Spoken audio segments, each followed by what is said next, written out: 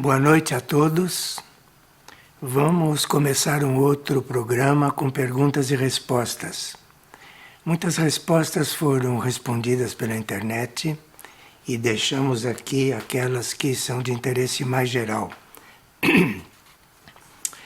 Alguém perguntou se os 144 mil que a Bíblia diz que existem hoje, os 144 mil são os mesmos autoconvocados?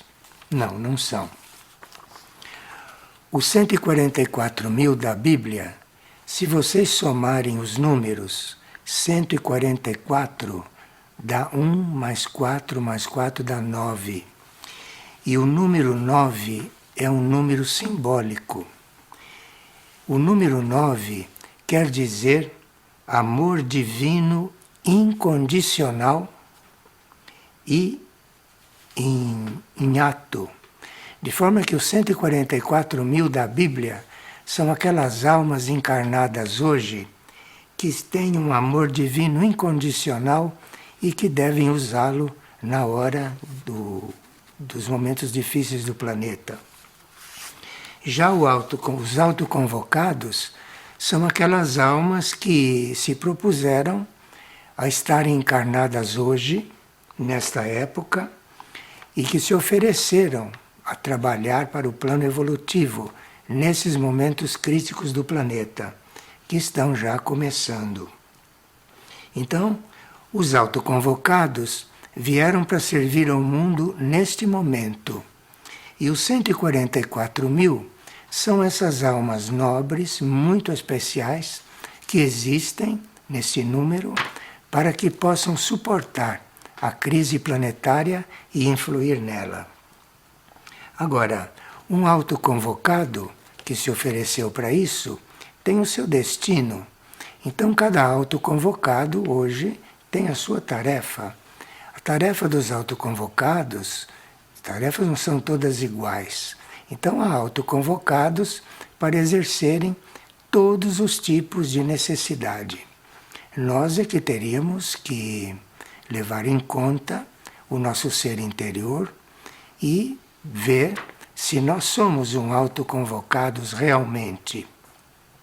Se somos um autoconvocados realmente, uma alma que escolheu estar presente aqui nesta época, nós estamos prontos para tudo, aceitamos qualquer tarefa, não escolhemos tarefa e, se for possível, damos a vida pela tarefa. Isto é um verdadeiro autoconvocado. Agora, a pessoa pergunta se os autoconvocados existem também fora dos monastérios. Óbvio, existem fora dos monastérios e existem também entre os monges, esses que são autoconvocados. Os autoconvocados, se for necessário, dão a vida, de forma que é uma convocação um pouco especial. E outra pessoa pergunta por que os animais sofrem. Por que os animais sofrem e têm karma? Se eles não têm livre-arbítrio. Bem, cada animal não tem livre-arbítrio, mas o reino animal como um todo tem uma alma. E essa alma animal é a responsável, até certo ponto, por tudo o que aconteceu com o reino animal até hoje. De forma que toda a história do reino animal está registrada na alma do reino. E aí, cada membro desse reino tem uma parte deste karma, tem uma parte do karma da raça toda. Então, eles não têm livre-arbítrio, eles têm um destino, a alma lhes designa uma forma de viver ou de servir, não? Mas eles têm o karma de toda a raça, de todo o reino animal. E nós não sabemos qual foi a história exata do reino animal desde o início da Terra. Sabemos que os animais antediluvianos, não é, eram bastante destruidores, os antediluvianos. E como é o mesmo reino até hoje, que foi evoluindo, este karma pré-histórico também vai sendo dividido por todos até hoje. A lei do karma é muito misericordiosa. A lei do karma não aplica todo o karma acumulado de uma vez. Então, se os animais antediluvianos tiveram um karma muito mais pesado pela destruição que faziam em relação aos animais de hoje, esse karma foi dividido por todos, de forma que é suportável para todos. Então, a cada animal cabe uma parte do karma de todo o reino, e isso ele poderá suportar. E essa mesma pessoa diz que os textos bíblicos citam muitos animais, como cobras, corvos, que são citados como seres maus. E se isso não influi nas pessoas hoje que deviam amar e servir os animais? Veja, os textos bíblicos foram escritos há milhares de anos. E os textos bíblicos foram escritos para o nível mental e para o nível espiritual daquela época. De forma que nós temos que aprender a ler a Bíblia e ver na Bíblia o que foi escrito para aquela época e o que é válido ainda hoje. Quando Maria, nossa instrutora, disse que nós lêssemos a Bíblia, ela apontou diretamente às parábolas do Novo Testamento. Ela não falou na Bíblia do Velho Testamento, que foi escrito muito para aquela época. Embora possua leis que servem até hoje, e leis que até hoje não foram compreendidas e nem cumpridas. Mas, nas parábolas do Novo Testamento, nós temos muitas sugestões, muitas instruções, e é aquilo que nós somos convidados muito especialmente para ler agora. E uma pessoa disse que internamente ela se consagrou ao trabalho da Mãe Universal, o trabalho de Maria. Mas diz que nunca teve oportunidade de comparecer a uma cerimônia de consagração. Bem, e que ela não sabe como poderá se consagrar numa cerimônia dessas, porque inclusive não está programada uma ida do grupo que faz as consagrações no país em que ela vive. Veja, uma consagração, na realidade, é um fato interno. Você se consagra a Maria internamente. E se essa consagração se der, não há necessidade de uma cerimônia. De forma que, se você sempre se consagrou a Maria, quem sabe se você está consagrada e não sabe, e não percebeu. Então, é importante que, como consagrada a Maria, que você se considera, você se disponha a servir ao plano, a estar a serviço de Maria. E aí você poderá começar a sentir alguma tarefa. E outra pessoa diz que o seu marido desencarnou em 2016 e que ele se desencarnou de câncer no pâncreas. E ela pergunta se essa doença é um resgate. Sim. O câncer é uma doença que purifica toda a nossa maldade. Nós usamos maldade desde a nossa primeira encarnação. E de quando em quando a vida que está reencarnando tem um câncer. E nesse câncer é diluída, ou nesse câncer é resgatado, ou nesse câncer é cancelado através do fogo interno que o câncer produz.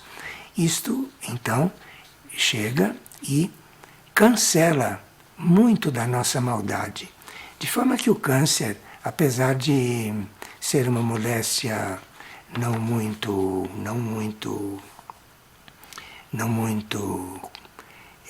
aceita, mas o câncer é uma forma de purificação definitiva para a nossa maldade no nosso inconsciente e no nosso subconsciente também. E ela pergunta se o marido, então, estará num bom lugar. Bem, se ele sofreu com esta doença antes de desencarnar, muita purificação ele já conseguiu. Agora, não almeje, como diz aqui você, encontrá-lo ou reencontrá-lo em algum plano.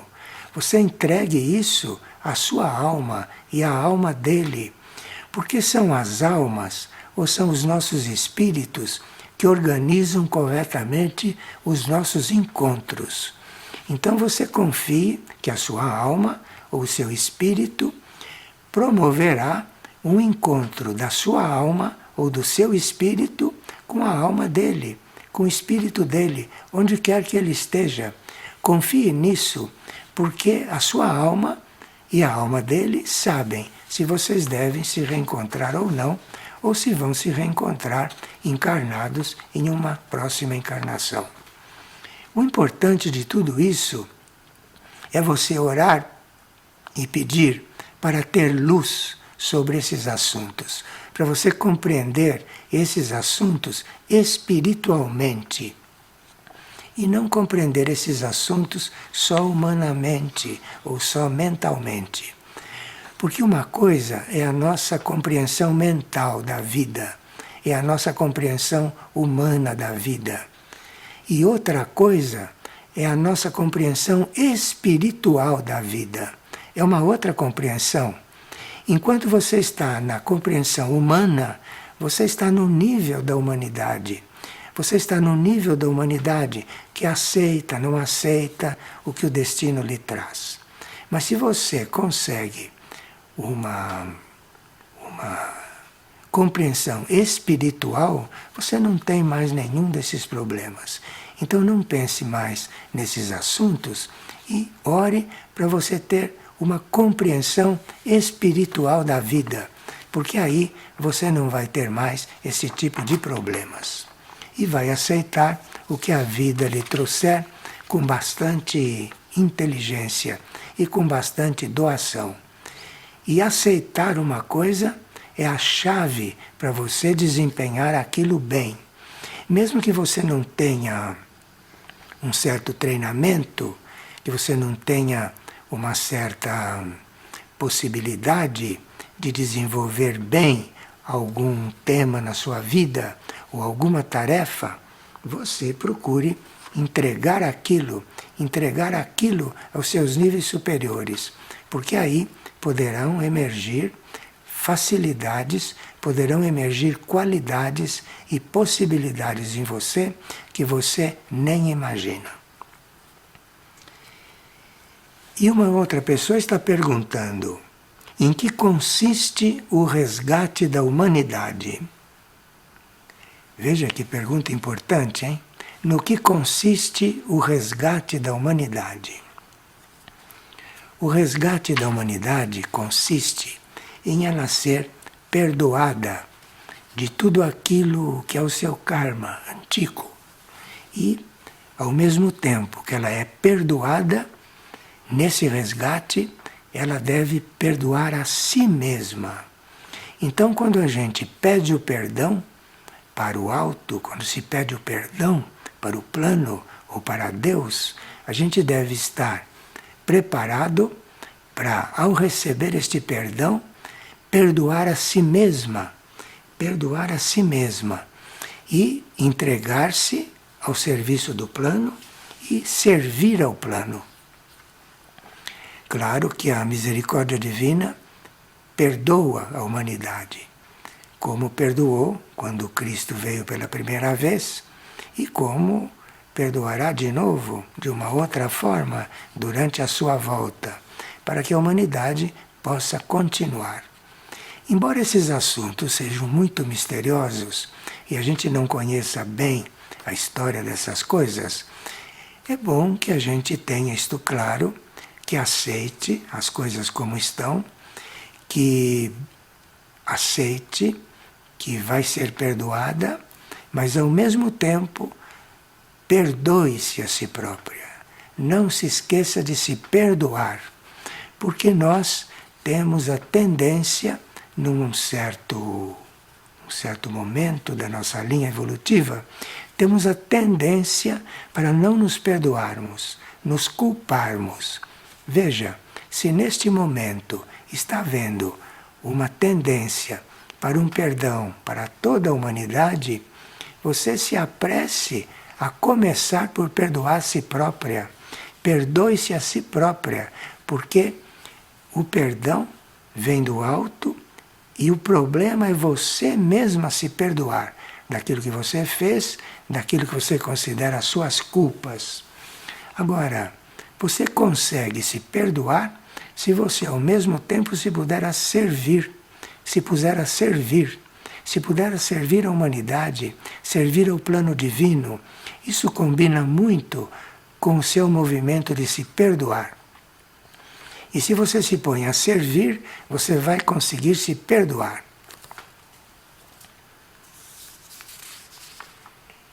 Uma pessoa esteve internada e passou por uma série de experiências, ficou entubada, etc. E durante esse processo, ela teve muitas visões e ficou impressionada com algumas. Veja, as visões, quando não vêm ao mesmo tempo que uma compreensão do que você está vendo, você tome cuidado com essas visões. A visão verdadeira, a visão espiritual, a visão correta, a visão autêntica, quando vem, não traz dúvidas. Você tem a visão e sabe o que ela quer dizer. Se você tem uma visão e para você aquilo é uma incógnita, você não está compreendendo, aquilo é uma visão mental, aquilo é um movimento da sua mente, ou é um movimento do seu corpo emocional. Então, diante dessas visões que trazem desarmonia e que você não as compreende, você faça sobre ela o sinal da cruz, que essa visão desaparece. E se não puder fazer o sinal da cruz com o gesto, que é o ideal, para se dissolver logo, você faça o sinal da cruz mentalmente e a visão se dissolve. Quando for uma visão legítima, quando for uma visão evolutiva e real, mandada pelo alto, mandada pela alma ou mandada pelo seu espírito, você não tem dúvida. Você está diante da visão e sabe o que está acontecendo ali. E se tem alguma dúvida, o seu próprio interior revelará a você o que está acontecendo. Nós sabemos que há muitos videntes que veem certas coisas e que não podem compreender.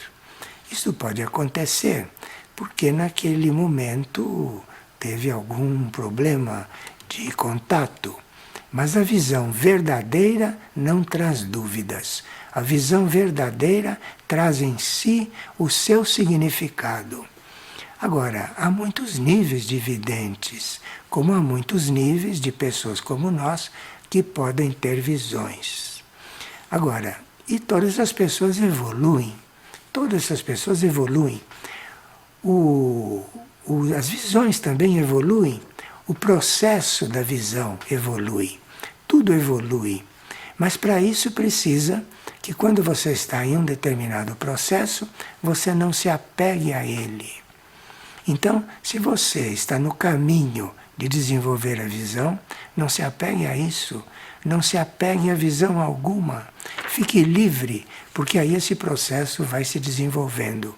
E tenha sempre presente que você deve não desejar ter visões, mas receber uma visão com toda a boa vontade, com toda a alegria, quando ela veio espontaneamente. E se veio espontaneamente, pode lhe trazer algum ensinamento e pode lhe trazer muitos significados. Muitas pessoas acham que estamos falando de uma coisa que não é normal, porque muitas pessoas acham que não é normal ter visões. Sim, nunca foi normal, mas nós estamos entrando num momento de tanta necessidade de luz planetária que a visão pode se abrir em alguém sem que ele menos espere. E uma visão pode se abrir também por uma graça que o indivíduo recebeu. Agora, se ele recebeu a graça de ter uma visão sem se considerar vidente, sem nunca ter sido vidente, se ele recebeu esta graça, ele tem que ter fé que ele vai compreender o que aquilo está lhe dizendo. O ponto é que nós temos que ter fé no nosso processo evolutivo. Nós não teríamos que dificultar que o nosso processo evolutivo se realizasse. Nós não teríamos que ter planos para o nosso processo evolutivo. Nós teríamos que ter fé que nós estamos na lei evolutiva e que estamos sendo guiados, mas guiados por uma força interior, guiados pelos nossos níveis superiores. E uma pessoa está muito amargurada porque um gato seu desencarnou de insuficiência renal. Depois ela teve mais 2 gatos que também desencarnaram de insuficiência renal. E ela ficou muito preocupada porque soube que os animais transmutam certas coisas que acontecem conosco. Então ela está se sentindo um pouco em culpa por esses gatos que ela amava muito e que a amavam muito terem desencarnado de insuficiência renal, e ela se preocupa. Será que esses gatos desencarnaram porque estavam transmutando coisas delas? Bem, veja, nós não sabemos o que aconteceu realmente com esses gatos. O que nós podemos conversar é sobre o processo geral da transmutação no reino animal. Nós sabemos que nós temos muitas coisas para transmutar em nós e no nosso ambiente. E quando temos animais conosco, sabemos também que esses animais nos ajudam nessa transmutação. Mas você não tem que se preocupar com isso, porque isso é uma das tarefas do reino animal para conosco. E sempre que nós cumprimos com amor a nossa tarefa para com o reino animal, automaticamente e por karma, os animais começam a transmutar nossas coisas. Isso é um trabalho deles, assim como seria o nosso trabalho amá-los e tratá-los de forma que eles possam evoluir. Então, se você está amando os animais que estão com você, se você os está tratando da melhor forma possível que você conheça, se eles estão transmutando algo seu, isso é um trabalho em colaboração. Você não se preocupe com isso, isso é um trabalho em colaboração. E o que você tem que ter fé é que a sua transmutação será no grau que você tiver possibilidade de fazer, e dos animais será também proporcional à capacidade deles transmutarem. Então vocês vivem num trabalho em conjunto, vocês vivem numa vida em colaboração. Quando nós tivermos mais amor pelos reinos e quando nós tivermos mais interesse pelos reinos da natureza, saberemos muitas coisas que o reino mineral, o reino vegetal, o reino animal poderá nos proporcionar. Mas é preciso que a gente tenha uma disposição não só para amar esses reinos, mas também para servir esses reinos e não somente usufruir deles. E uma pessoa está perguntando a respeito da doação de órgãos. Ela está indecisa se vai doar os seus órgãos, deixando essa autorização para quando ela desencarnar eles serem encaminhados, ou como é. Bem, sempre que nós fazemos uma transferência de órgão, quem recebe aquele órgão recebe uma parte do karma do nosso corpo.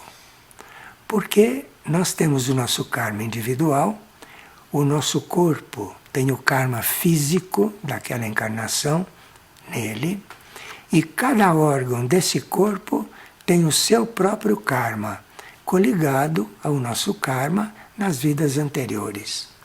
De forma que quando eu dou um órgão, eu só deveria fazer isto se eu tiver uma ordem interior para fazer isto. Se eu tiver uma ordem interior, aí eu dou o meu órgão, porque aí o destino vai levar este órgão para alguém que possa assumir o karma dele, compreende? Lá dentro do seu corpo. E quem recebe o órgão deve também ter tido uma ordem interior para receber o órgão de uma outra pessoa, porque isso quer dizer que ele pode assumir o karma daquele órgão e que o seu corpo e o seu processo vai ter a possibilidade de absorver aquele órgão. Infelizmente, a ciência material não vê esses aspectos, porque a ciência material lida com as coisas num plano muito material. Quando os cientistas tiverem uma vida interior consciente, então quando um cientista tiver uma vida interior buscada, uma vida interior regular, a ciência vai mudar muito. Mas isso talvez não seja para os nossos dias, mas para a nova Terra será, e para a nova humanidade isso será. Mas então existe o karma da pessoa, existe o karma do corpo físico da pessoa, que é um outro tipo de karma, inserido no karma dela, e existe o karma de cada órgão do corpo. Se eu, por exemplo, tiver usado a minha voz mal, provavelmente eu, a uma certa altura, ficarei um pouco sem voz. E este é o karma das minhas cordas vocais. E eu tenho que aceitar isto, que é para que isso se resolva, que é para que isto cumpra a sua parte e que depois as cordas vocais ou o órgão que estiver passando por aquele karma termine o seu processo. Então existe o nosso karma, existe o karma do corpo e existe o karma dos órgãos. E um dia os cientistas saberão lidar com isso e por isso saberão tratar-nos muito melhor. E uma pessoa pede que nós expliquemos se Judas foi realmente um traidor ou se ele estava servindo para alguma coisa. Porque ela soube que havia uma profecia que Cristo seria traído. E o próprio Cristo sabia que ia ser traído. Então, Judas era um traidor ou estava desempenhando o papel? As duas coisas. Ele não poderia ser colocado no papel de um traidor para cumprir o karma de uma traição se ele não fosse um traidor. Isto é, ele era um traidor, mas cumpriu um papel. E entre os traidores talvez tenha sido escolhido para cumprir este papel. E Deus sabe por quê. O destino sabe por quê. Então, Judas traiu. Aquilo estava escrito nas profecias. Mas mesmo assim, Jesus disse que seria melhor se ele não o tivesse traído. Isso foi uma frase atribuída a Jesus. Jesus sabia que ia ser traído, veio também para ser traído, estava profetizado e alguém teve que cumprir aquela traição. Isto é muito misterioso. Que Cristo disse seria melhor que ele não tivesse traído. Seria melhor para ele que ele não tivesse traído. Mas, diante desses mistérios todos, nós teríamos aqui silenciar. não deveríamos estar elucubrando sobre essas coisas. Devíamos silenciar e retirar de cada fato desses e retirar de cada episódio desses, principalmente desses que se encontram na Bíblia, retirar aquilo que nos diz respeito e aquilo que nos pode ensinar alguma coisa. Então nós temos que retirar desses episódios aquilo que nos serve. E se aqueles episódios não estiverem naquele momento falando conosco, estarão falando com outros. Aqueles episódios estarão servindo para outras pessoas. Então, nunca se discute quando se está diante de um fato, principalmente esses da Bíblia, que a gente não compreende. Nunca fazer questões em torno disso. Para nós basta saber que Cristo foi traído, que Judas o traiu e que teria sido melhor para Judas se ele não o tivesse traído. Isso é o que nós sabemos. Todo o resto nós não sabemos. Todo o resto nós saberemos quando formos mais evoluídos.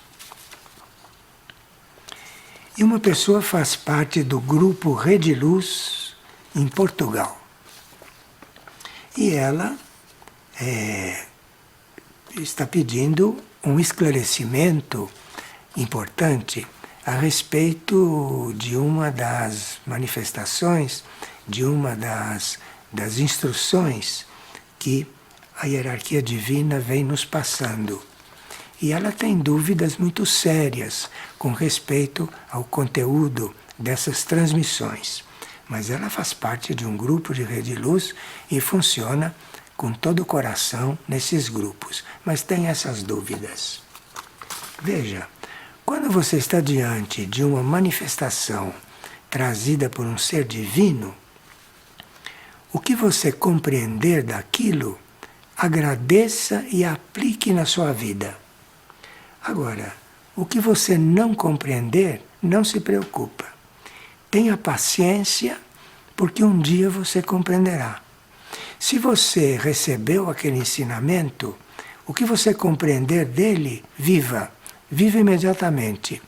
O que você não compreendeu, aguarde. Aguarde, porque parece que você não está compreendendo. Mas ele se introduziu em você e ele está te preparando para um dia compreendê-lo. É assim que a gente pode estar diante das manifestações da hierarquia divina. Nem sempre o que eles dizem nos servem ou compreendemos bem naquele momento, mas aceitemos aquilo com todo o amor e com toda a gratidão, porque aquilo nos penetra, aquilo entra em nós e nós vamos nos servir daquilo um dia. Aquilo entrou no nosso inconsciente e está nos preparando para alguma coisa. E nós temos que estar diante dessas aparições que têm acontecido, temos que estar diante desses ensinamentos que recebemos com muita abertura e muito disponíveis e jamais questionando, porque aquilo que não pudermos compreender, se aceitarmos, amarmos e agradecermos, aquilo vai nos trabalhar tanto que um dia iremos compreender. Iremos compreender aquilo e muito mais. E uma pessoa pergunta qual é a chave para nós conseguirmos ser neutros. Veja que pergunta importante. Porque estamos sabendo que principalmente nos momentos de tribulação, nos momentos bem complicados, bem difíceis que poderemos passar, a neutralidade é muito importante. E a pessoa quer saber como é que ela consegue ficar neutra, que ela não consegue fazer isto facilmente. Bom, primeiro, você tem que querer ser neutra. Se você não quiser, nunca ficará. Aqui você tem que usar o seu raio da vontade. Então, se você sabe que durante a transição ou nos momentos de dificuldade que possam vir, você deve estar neutra, então você, para começar, queira estar neutra. queira desenvolver a neutralidade. Isto é fundamental. E depois, se você quer desenvolver a neutralidade, cada prova que chegar para te envolver, você veja que está diante de uma prova, aproveite aquela oportunidade e durante aquele envolvimento, você desfaça aquele envolvimento. Você trabalhe durante o envolvimento e torne-se neutra, porque o processo começa, você não consegue ficar neutra, mas você se lembre da sua vontade, use a vontade naquele momento, faça um esforço que você vai conseguir ficando neutra. Se você persistir nesse exercício, se você persistir nesse trabalho, se você se manter nessa fé, a neutralidade vai chegando, a neutralidade vai acontecendo. E não se preocupe, não queira que chegue depressa. Você continue trabalhando e querendo a neutralidade. Continue procurando ficar neutra diante de todas as provas que te aparecerem. E um dia você vai ter uma grande surpresa. Diante de uma coisa que te alteraria muito, você vai ficar neutra. E não percebeu, não fez esforço algum. A coisa aconteceu, porque você se esforçou tanto que acabou sendo atendida, acabou entrando nesta linha. E aí você vai se admirar. Olha, pela primeira vez fiquei neutra, diante de uma coisa que iria me envolver muito. É assim que acontece isto, na realidade. Agora, aqui, para terminar, uma pessoa está perguntando por que nós não fazemos mais partilhas nos grandes auditórios, nas cidades de São Paulo, como fazíamos antigamente. Bem, os tempos hoje são outros. Quando nós íamos a São Paulo e fazíamos partilha em grandes auditórios, lotados, aquilo era outro momento. Naquele momento, as pessoas de São Paulo podiam sair à rua sem correr grandes perigos. E a gente poderia então convidar as pessoas, muitas pessoas, centenas de pessoas, para irem ao auditório ouvir uma partilha. Mas os tempos mudaram e nós temos que acompanhar os tempos. Hoje, nós temos tecnologia e temos meios de comunicação que você pode fazer uma partilha e chegar em muito mais pessoas, através das transmissões como essas, muito mais pessoas do que aquelas que cabem em um auditório. Então nós temos que acompanhar os tempos. A gente não coloca as pessoas em risco, convidando-as a sair de casa, e você chega onde as pessoas estão, usando corretamente, usando para o bem, usando com boas intenções e evolutivamente um meio de comunicação. De forma que, desde que se percebeu que esses meios de comunicação que estamos usando agora estão disponíveis, não há mais necessidade de ir a um auditório e fazer uma partilha colocando pessoas em risco, tantos riscos que as pessoas correm hoje. Isto não quer dizer que as pessoas não devam mais sair de casa. Longe disso. Uma coisa é você sair de casa porque deve sair de casa. E outra coisa é você sair de casa quando não precisaria ter saído. Compreende? Quando você sai de casa porque deve sair de casa, precisa sair de casa, você tem um tipo de proteção quando sai de casa. Mas quando você sai de casa, quando não precisaria ter saído, você pode não ter aquele mesmo tipo de proteção. Bem, com todos os meios que nós dispomos hoje e com todos os avisos que podemos dar, que há uma partilha como esta, não há razão para nós sairmos daqui e fazer uma partilha em São Paulo, dentro de um auditório. A não ser que fôssemos orientados para isso, porque só em São Paulo poderia acontecer certas partilhas. Isto é outra coisa.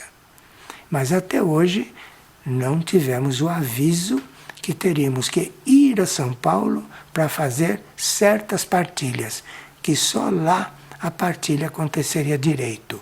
Por quê? Por tantas razões que nós não conhecemos. Muitas vezes, quando a gente vai ao encontro da necessidade, as coisas se abrem para a energia fluir melhor. E quando nós nos poupamos, talvez a energia não se abra tanto. Então, o que eu disse a respeito de não fazer mais partilhas de auditório é o que eu estou dizendo agora. Não sei o que será amanhã, porque não sabemos como são as circunstâncias amanhã. Com a vinda da transição da Terra e com a abertura que vamos ter para fatos inusitados, nós teríamos que nos dispor a servir ao plano, mas sem nenhuma condição, sem dizer, vou servir ao plano fazendo isso ou aquilo, servindo ao plano falando aqui em casa, não servindo ao plano falando no auditório em São Paulo. Eliminar tudo isso. Você tem em mente servir ao plano. E você vê, cada vez, ou vê durante um período, o que o plano está pedindo. Agora, o que o plano pedir é seguir. Porque se você segue o plano e se você cumpre o plano, você terá proteção e terá todas as ajudas do plano. Agora, se você quer que o plano lhe dê uma tarefa à sua maneira, da forma como você quiser e onde você quiser cumpri-la, então estamos completamente fora de caminho. Mas então, nós não temos mais a orientação de ir fazer uma partilha num auditório em São Paulo, o que não quer dizer que isso não acontecerá mais. O que nós precisamos aprender é não criarmos expectativas e não criarmos imaginações de como deve ser a nossa forma de servir ou a nossa forma de trabalhar. Isso serve para todos e não só para este caso que foi citado aqui. Bem, antes de terminar, nós queríamos convidar vocês para um trabalho de música para a cura e para a elevação da humanidade, que acontecerá aqui em Figueira no próximo sábado, dia 23, às 20 horas. Será um trabalho muito interessante, onde se ouvirá mantras, cânticos, não? E aqueles que não puderem estar aqui, recebendo a energia no próprio local onde a energia descerá, vocês poderão encontrar isso pela internet, sábado, às 20 horas, pela Misericórdia Maria TV. Nós nos oferecemos a música para a cura e elevação da humanidade. É um programa que nós teremos mensalmente. E também gostaríamos de comunicar a vocês que neste horário mensal, a partir do próximo mês, talvez, no dia que vocês receberão aviso, que nós iniciaremos um determinado ciclo de trabalho. É um ciclo que levará o título de Planeta Terra, um ser em redenção. Nós vamos falar sobre esse ser que é o planeta Terra e que está em redenção. E esse ser em redenção necessita que nós cuidemos dos reinos da natureza de uma certa maneira. Então vamos fazer alguns trabalhos com respeito a isso. Vamos trabalhar no sentido de nos aproximarmos de um outro jeito dos reinos da natureza. Vocês estão convidados para isso, não? Então, nos veremos por estes mesmos meios no próximo mês de maio e vamos ver o planeta Terra, um ser em redenção. E se vocês tiverem perguntas a fazer sobre esse assunto, por favor nos mandem, porque aí o trabalho será mais enriquecido e será mais de acordo com aquilo que vocês estariam precisando ouvir, tá bom? Então estamos recebendo as perguntas a partir de agora para respondermos o mês que vem a respeito desse ser que é o nosso planeta que está em redenção. O que será isso? E como podemos colaborar com isso? Como podemos trabalhar em um momento tão importante do planeta e da humanidade? Muito obrigado e até logo.